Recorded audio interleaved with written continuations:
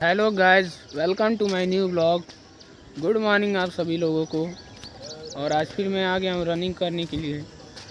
देख सकते हैं मौसम कैसा है आज का, काफ़ी क्लीन एंड कोल्ड है। और फसल वगैरह अभी पक रहे हैं धीरे धीरे। और इधर का तो पक चुका है लगभग लगभग। उधर वाला मेरा एक खेत था तो कल कटा ही, आप लोग देखे हैं। और अभी 2-3 खेत उधर बचा है, तो देखा जाए कब तक कटता है वो। और अभी मेरा भाई आया नहीं है, थोड़ी देर बाद आएगा, तब तक चलिए हम लोग रनिंग करते हैं। तो है गाइस, देख सकते हैं मैं फाइनली रनिंग करते हुए अपने एंड पॉइंट तक पहुंच चुका हूं, जो कि बजरंगबली का मंदिर है। और यहाँ से सनराइज का व्यू देख ही सकते हैं कितना अच्छा है। और यहाँ पे कोई आया है पूजा करने, अब ध्यान से देखिए, दिख रहा है क्योंकि यहाँ साइकिल खड़ा था, उसी से समझ गया हूँ मैं। और चलिए फिर घर चलते हैं। आज का मौसम देख ही सकते हैं, एकदम ठंडा है। और आज थोड़ा मैं पहले भी आ गया हूँ, इसलिए और ठंडा लग रहा है। और यहाँ पे घर बन रहा है, देख ही सकते हैं स्थिति क्या है। चलिए तब घर चलते हैं। तो गाइस देख सकते हैं मैं वापस आ गया हूँ रनिंग करते हुए अपने स्टार्टिंग पॉइंट तक, जो कि यहाँ बजरंगबली का मंदिर है, देख ही सकते हैं। और अभी मेरा भाई आया ही नहीं है, उसी का वेट कर रहा हूँ, देखा जाए कब तक आता है। और यहाँ पे देख सकते हैं कितने बड़े बड़े पेड़ हैं, ज़्यादातर पीपल और बरगद के पेड़ हैं। और ये भी देख सकते हैं, और 1-2 फूल भी है, जैसे वहाँ पे एक है और उधर भी है। तो अभी स्टार्ट हुआ है, यहाँ पे छोटे छोटे पेड़ देख सकते हैं लगाया गया है। एक वहाँ पर है, और वहाँ पे देख सकते हैं एक, ऐसे कई पेड़ लगे हैं। और यहाँ पे पूजा वगैरह भी होता है पेड़ों का गांव में। और ये वाला तो जान ही रहे होंगे, छठ पर्व के लिए है, छठ माता का पूजन होता है इधर। तो अभी मेरा भाई आया नहीं है, फाइनली आ गया रनिंग करते हुए। वो इतना लेट हो जाता है हमेशा।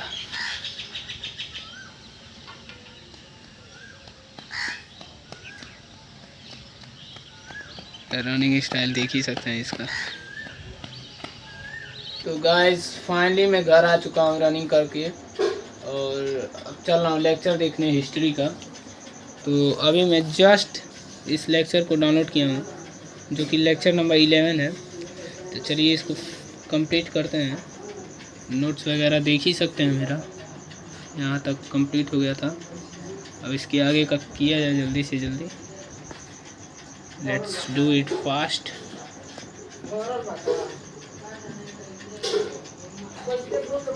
Let's go guys.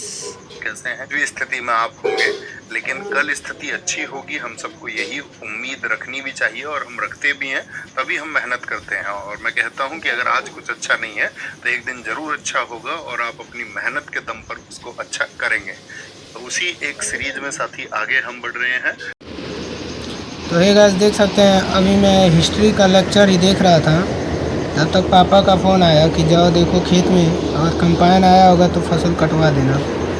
मैं यहाँ पर आया हूँ तो देख रहा हूँ कि अभी फसल अच्छे से पका ही नहीं है, इसलिए मैं उसको नहीं कटवाऊँगा। और देखिए वीडियो बना रहा हूँ इस टाइम।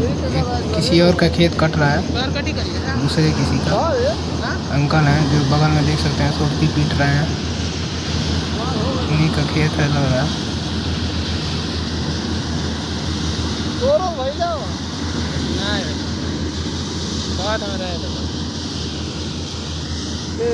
डैडी डैडी और जब कोई और कर ले, दोनों एक के साथ ही कर दिए।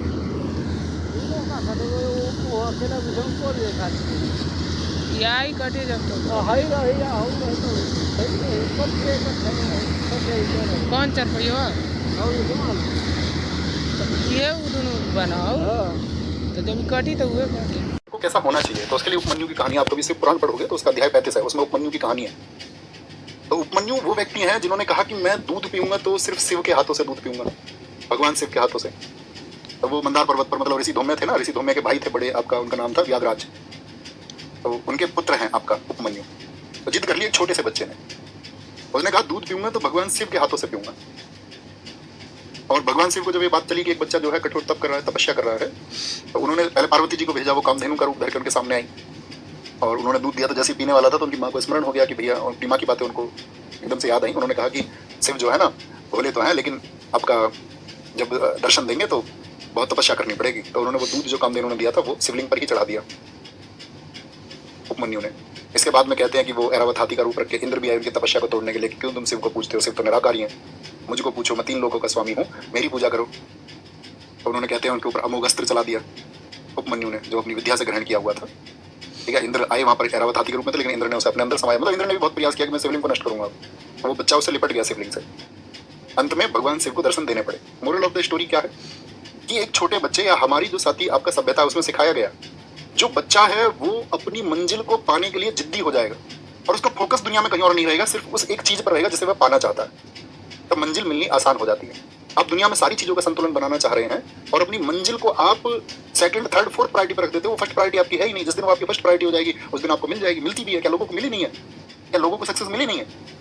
तो किन के हिस्से में आए? जिनकी फर्स्ट प्रायोरिटी वो है।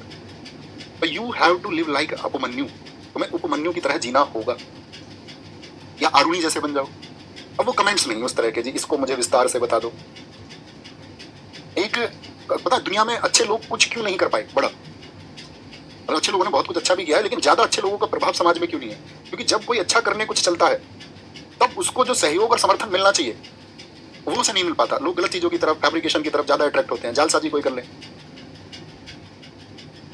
तो अपना समर्पण रखो उस मंजिल के लिए, खुद को डेडिकेशन रखो, खुद को रिसर्चर बनाओ। कुछ चीजें ऐसी होंगी जो आपको सीखने होंगी। दुनिया में ऐसी कोई चीज नहीं है जो किसी ने किसी को पूरी तरह से प्रोवाइड कर दी हो। किसी ने भी खुद को बेहतर बनाया तो बहुत सारी रिसर्च से बनाया, आप भी हो सकते हैं। उतना पढ़िए और मेहनत करिए, अपना ख्याल रखिए।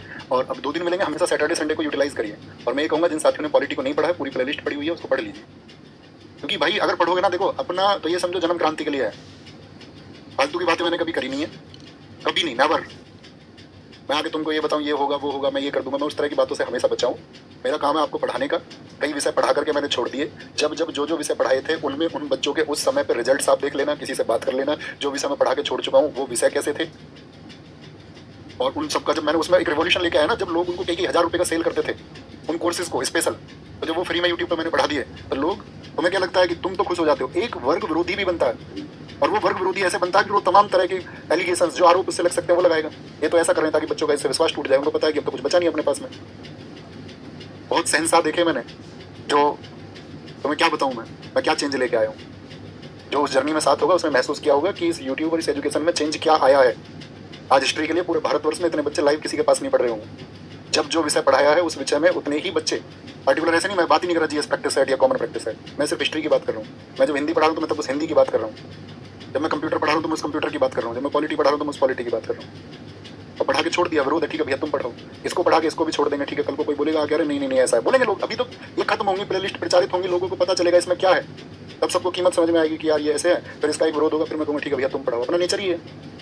अपन कुछ और पढ़ाएंगे फिर, ठीक है। तो बाय बाय, टेक केयर। आप मेहनत करें, रिसर्चर बने और दम लगाएं। आपके लिए बहुत स्पेशल क्लासेज हैं। Thank you. तो है गाइस, देख सकते हैं ये भी लेक्चर कंप्लीट हो गया, जो कि लेक्चर नंबर 11 था।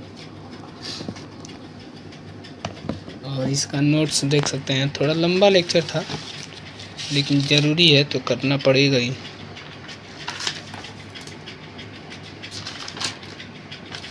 यहाँ से स्टार्ट था फिरोज शाह तुगलक और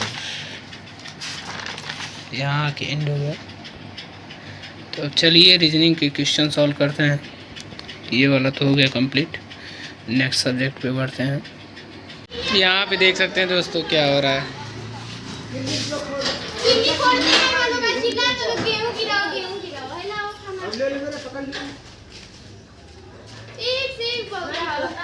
अब पूरा दिन पूरा कल घर वापस से हाल बोलो यार खिल्ली खोल दे ना उनका खिल्ला कर दे निकल मैं क्लास में निकल गया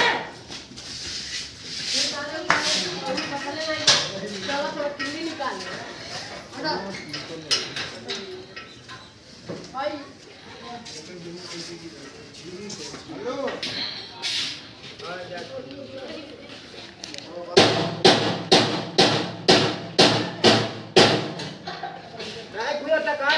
उड़ गया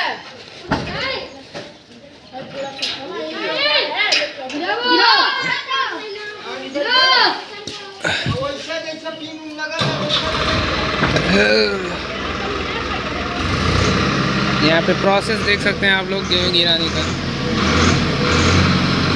जो कि हर जगह ऐसे ही होता ही है।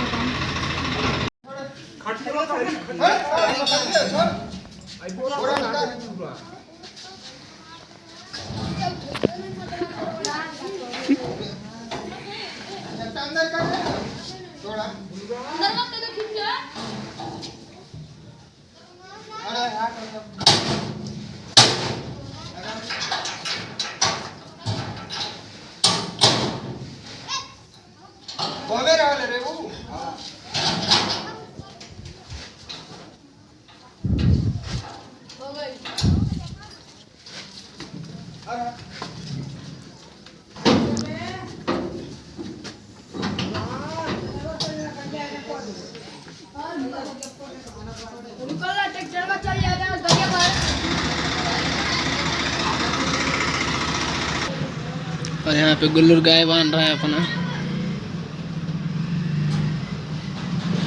और यहाँ पे उसके फादर।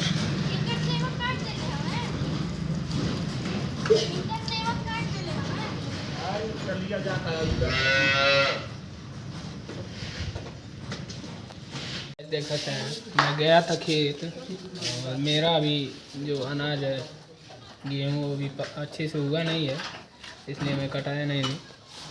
और यहाँ पे गुल्लू का कट के आ गया। मैं चल रहा हूँ अंदर।